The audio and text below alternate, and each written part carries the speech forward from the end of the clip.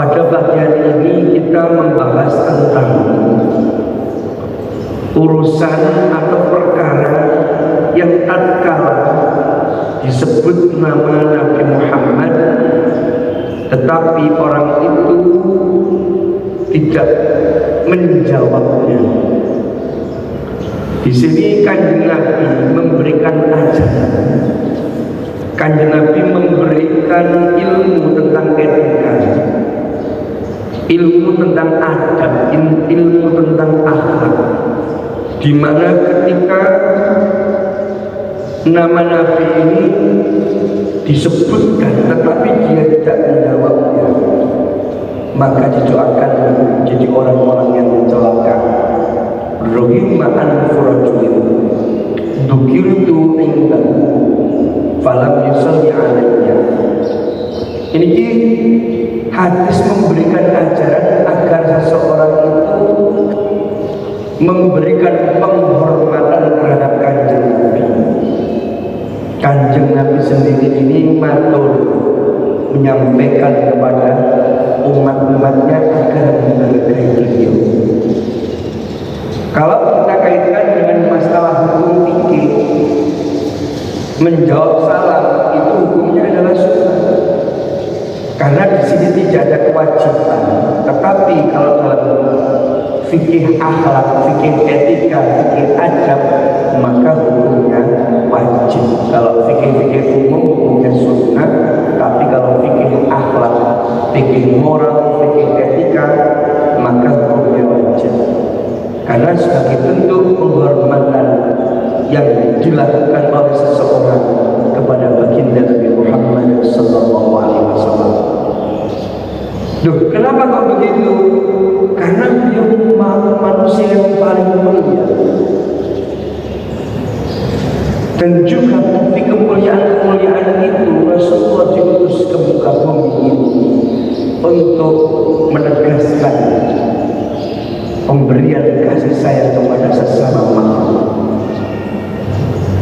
Di samping itu untuk menegaskan sebagaimana hadis qudsi dari Allah Subhanahu wa taala, di mana alam semesta ini diciptakan oleh Allah, diperuntukkan untuk Nabi Muhammad SAW, sehingga seluruh makhluk, seluruh yang ada di muka bumi ini harus tunduk dan menghormati kepada Nabi Muhammad SAW.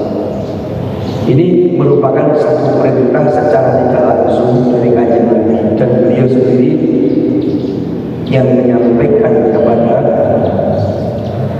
sahabat-sahabatnya. Hadis diriwayatkan oleh Abu Hurairah. Warawaina lan nyeritakan sapa kita fi kitab Ibnu Sindi, ing dalam kitab Ibnu Sindi, bi isnadin jayyidin, lawan nganggo sanad sing jayyid. An Anas radhiyallahu anhu qala Rasulullah sallallahu alaihi wasallam, Kanjeng Nabi dawuh, man dzikirtu man utawi sapa wae dzikirtu kang disebut sapa ingsun indam ing dalem sandingin man, ing dalem sandingin wong, fal yusalli mongko becik jawab sapa man alayya ing atase ingsun Nabi, fa innahu mongko sak temene kelakuan man utawi sapa wae iku sholat maca sholawat sapa man alayya ing atase ingsun Kanjeng Nabi, marratan kelawan sekali mawon saamban, salat monggo paring rahmat, salat monggo paring rahmat, paring ngapura sapa Allah azza wa jalla, sapa Allah wa jalla lan aku sapa Allah alaihi paring rahmat alaihi ing atase wong sing maca sholawat asyra kelawan ping 10. Di sini para bapak, para ibu, ada hadis penguat, ada hadis korelatif, hadis pendukung, di mana ketika Kanjeng Nabi ini dalam hadis yang diriwayatkan oleh Abu Hurairah Sunan At-Tirmidzi dikuatkan oleh hadis lain. Kanjeng Nabi juga menyampaikan siapa saja yang disebutkan di sisinya nama-nama Rasulullah, maka jawablah atau juga maka bersolawatlah kepada kanjeng Nabi. Ini diberikan alasan. Loh, ketika kanjeng Nabi memerintahkan menjawab sholawat ketika diucapkan di sisi orang itu, kanjeng Nabi memberikan alasan, maka sesungguhnya orang yang membaca sholawat kepada kanjeng Nabi satu kali saja, maka Allah memberikan ampunan sebanyak 10 kali. Loh, ini loh Pak.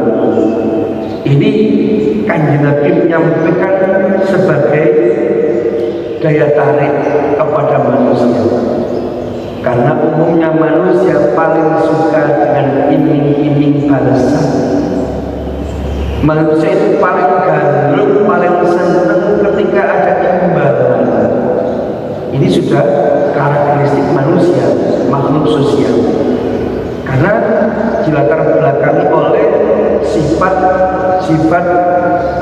kausalitas atau sebab akibat.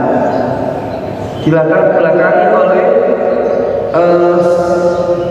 kebutuhan saling menguntungkan satu dengan yang lainnya. Ini teori-teori manusia, makhluk sosial seperti itu. Nah, makanya kanjeng Nabi menyampaikan balasan-balasan itu kepada manusia yang mau menjawab sholawat. Satu contoh saja, misalnya dalam rangka memperingati Hari Santri, pemerintah Kabupaten Jombang mengadakan jalan sehat berhadiah umroh, berhadiah sepeda motor, berhadiah mesin cuci, kulkas, televisi, berhadiah handphone, berhadiah baju takwa, sepatu, hadiah banyak sekali. Pasti melihat hadiah itu peserta jalan sehat membludak. Yang datang yang ikut tidak hanya orang Jombang saja, di luar Jombang dipersilakan ikut, pasti akan datang.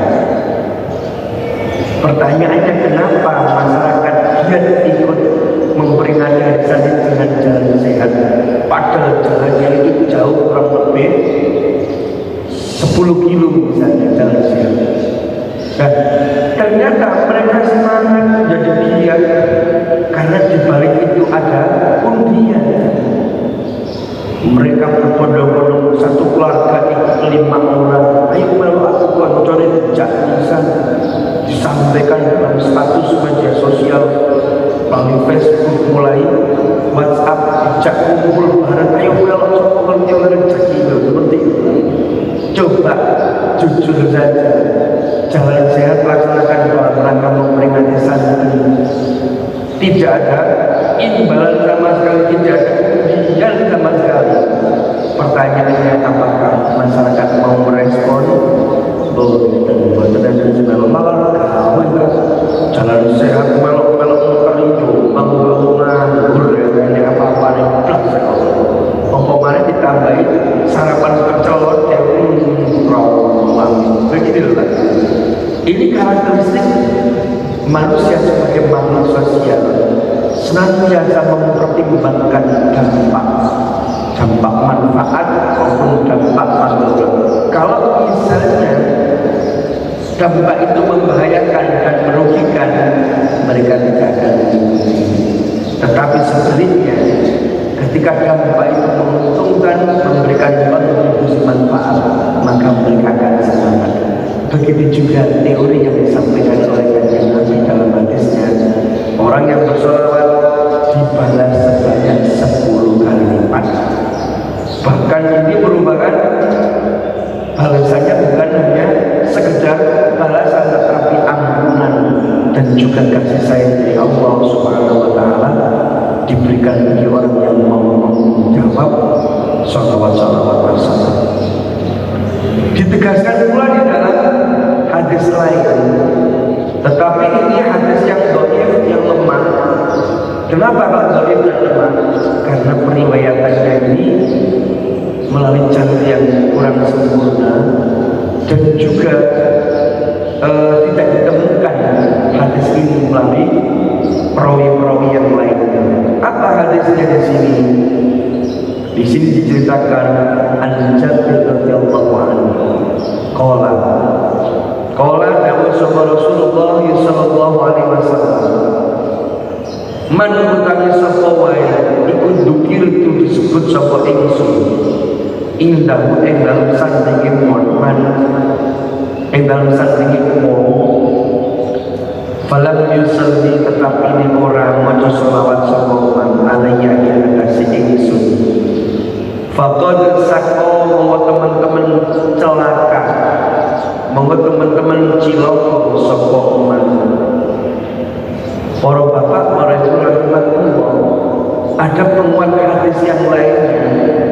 Kanjeng Nabi menuturkan agar umat-umatnya tidak mengalami celaka dunia maupun celaka akhirat. Karena celaka ini sesuatu yang menyakitkan. Celaka sama juga dengan kecelakaan. Orang berkendara pasti berhati-hati karena tidak ingin kecelakaan.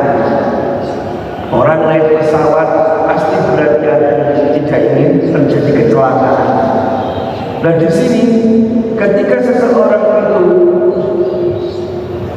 tidak ingin celaka, maka jawablah sholawat ketika nama kanjeng Nabi disebutkan.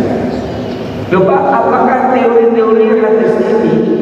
Teori ini juga terjadi zaman Rasulullah. Apakah pernah dipraktekkan zaman sahabat Nabi celaka-celaka ini?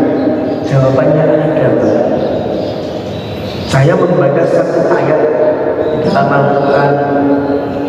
Wa ma kana Allahu liyu'adzibahum wa anta fihim wa ma kana Allahu mu'adzibahum wa hum yastaghfirun. Dalam ayat Al-Quran ini diterangkan ada asbabun nuzul, ada sebab-sebab alasan latar belakang turunnya ayat yang saya baca tadi. Wa maka Allah, dan Allah tidak akan yu'adzibahum, akan memberikan siksa kepada kaum Quraisy. Wa anta fihim, sedangkan engkau kanjeng Nabi iku fihim, berada di tengah-tengah kaum. Wa maka Allah mu'adzibahum, dan Allah tidak akan menyiksa satu kaum wa hum yastaghfirun, selama kaum itu mau beristighfar. Ayat ini menegaskan bahwa Allah tidak akan memberikan siksa, bencana, bahaya, musibah kepada satu kaum selama Nabi Muhammad di tengah-tengah mereka. Ini terjadi. Astagfirullahaladzim, ayat tersebut mereka Abu Jahal juga para tentaranya atau orang-orang kafir Quraisy ini menantang kepada Rasulullah. Ya Rasul, seandainya engkau ini utusan Allah betul-betul, seandainya betul-betul engkau orang yang terpilih, kami tetap tidak akan mau beriman kepadamu. Nek memang sampean utusan Gusti Allah, coba sekarang doakan kepada kami. Dungo nang oleh pangeran kongkon ngedurno hujan batu agar diturunkan siksa, agar kita semua mati gara-gara bencana itu karena doamu ya Rasul. Sekarang juga doakan kami, kita mati secara bersama-sama ditantang oleh orang kafir seperti itu. Kalau nggak salah bencana ini, kemudian kanjeng Nabi dikirimkan wahyu dari Allah melalui malaikat Jibril. Ayat tadi, wa ma kana Allahu liyu'adzibahum wa anta fihim, tidak mungkin Allah itu mengutus atau mengirimkan bencana, sedangkan Nabi Muhammad berada di tengah-tengah satu kaum. Lalu doa kanjeng Nabi dipanjatkan oleh Rasulullah dan diberikan siksa yang pedih pada saat itu. Logikanya ketika orang kafir menyebabkan bencana mereka mati, Rasulullah pun juga akan mati. Rasulullah pun akan hancur saat itu terkena hujan batu. Makanya berkah Rasulullah berada di tengah-tengah mereka, makanya Allah tidak akan memberikan bencana. Lah maksudnya apa korelasi ayat yang saya sampaikan tadi dengan hadis ini? Korelasinya adalah ketika asma nama Rasulullah disebutkan melalui sholawat kepada baginda Nabi, maka kehidupan kita akan selamat, kehidupan kita akan aman. Sholawat mampu menangkal seluruh bencana. Sholawat akan mampu menyisihkan, mengamankan dari segala musibah atau sesuatu yang tidak diinginkan. Ini sebagaimana hadis Nabi. Karena apa? Orang yang tidak mau menjawab sholawat kepada kanjeng Nabi ketika dibacakan sholawat, maka dia akan mendapatkan celaka. Mafhum kholafanya, makna sebaliknya dapat diambil dalam usul fikih.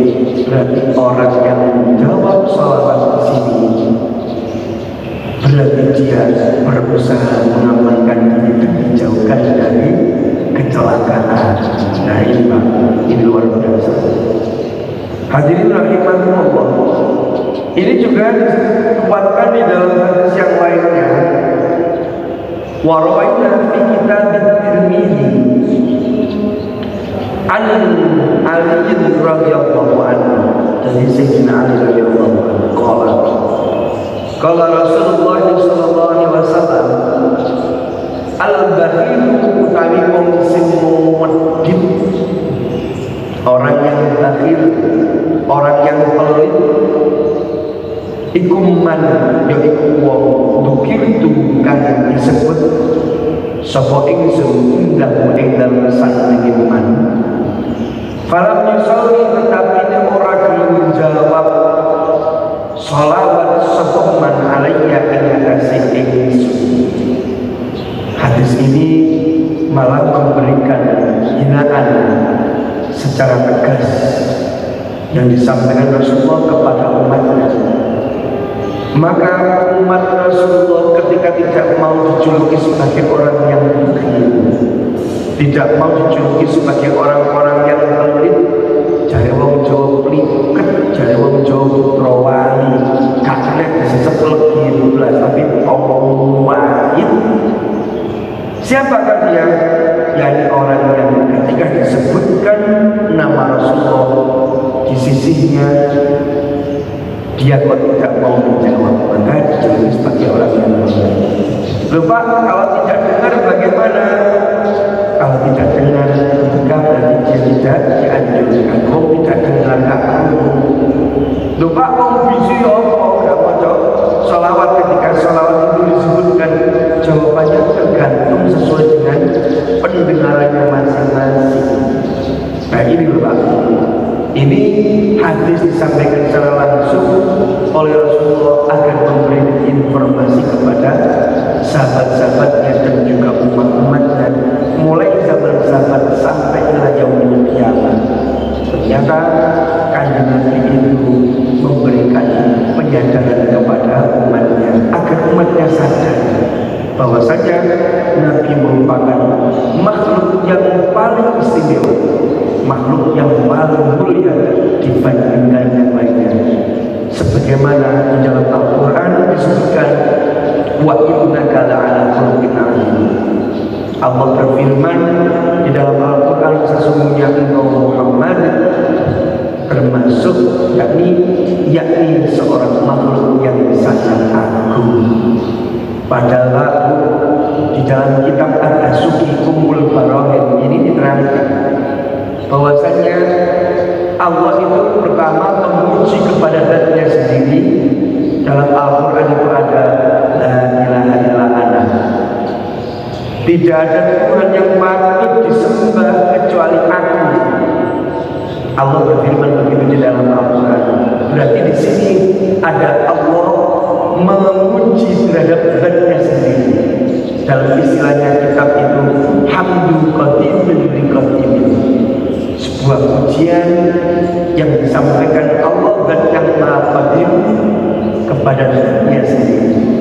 Dan yang kedua, hamdu qadimin li hadisin, pujian yang disampaikan Allah yang Maha Dahulu, Maha Qadim kepada makhluknya yang terbaik. Siapa?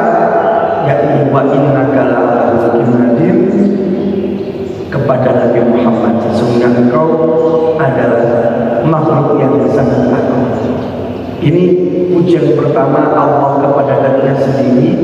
Yang kedua, pujian Allah kepada makhluknya, yakni Nabi Muhammad saja. Yang ketiga, hamdu hadisin liqadimin, pujian seorang hamba kepada Allah dan yang Maha Qadim, yaitu alhamdulillah, subhanallah, ya Allah ya Qadim. Kemudian yang keempat, hamdu hadisin li hadisin, pujian makhluk yang baru atau mempunyai karakteristik anyar atau baru, yakni manusia. Ini kepada sesama manusia. Kepada siapa? Kepada Nabi Muhammad SAW dalam wujud yakni membaca sholawat atau bersolawat secara bersama-sama. Ini merupakan pujian yang sangat dianjurkan di dalam Islam.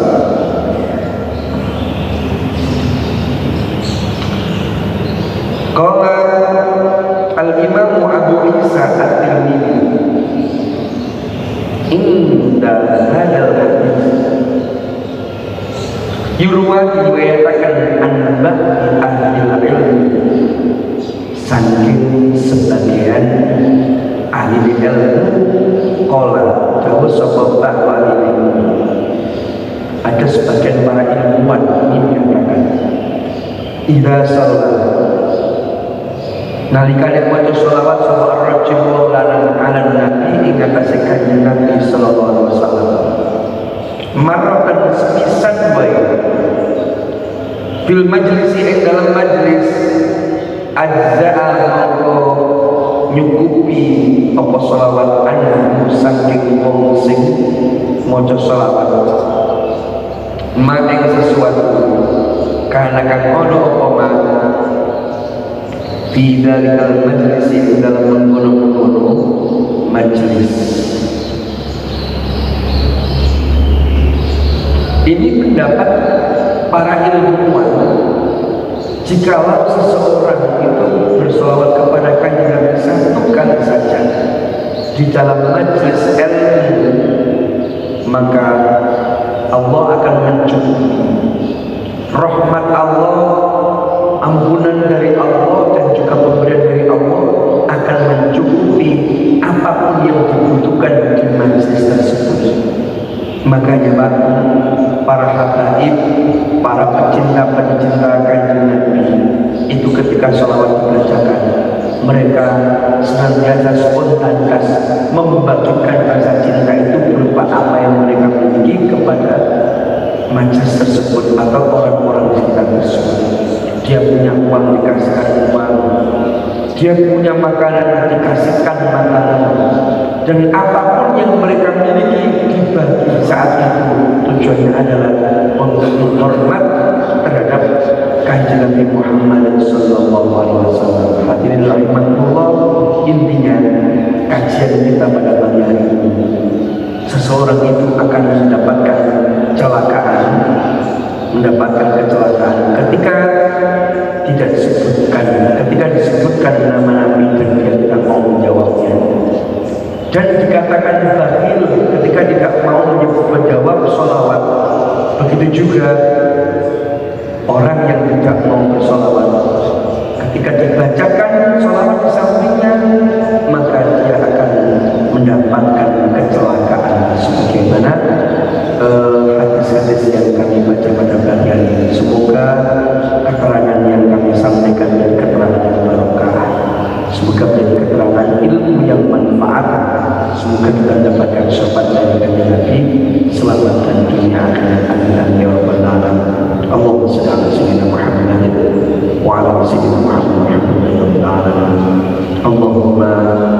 ij'alna auladana wa talmidana, ya Allah jadikanlah kami, anak-anak kami, murid-murid kami min ahli ibadah, termasuk orang-orang yang ahli ibadah, min ahli ziyarah ila Makkah wal Madinah al-Munawwarah, termasuk orang-orang yang diberikan kesempatan berkunjung menuju Mekah dan Madinah bil haji wal umrah bi rahmatika ya arhamar rahimin. Ij'alna wa iyyahum minal muhibbina ilaika ya Allah, jadikanlah kami dan mereka termasuk orang-orang yang cinta kepadamu, wal muhibbina ila rasulika, dan orang-orang yang cinta kepada utusanmu baginda Nabi Muhammad sallallahu alaihi wasallam yang kami nanti-nantikan syafaatnya.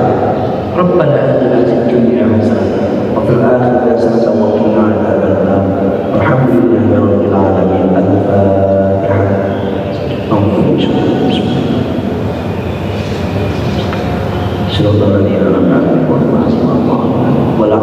Assalamualaikum warahmatullahi wabarakatuh.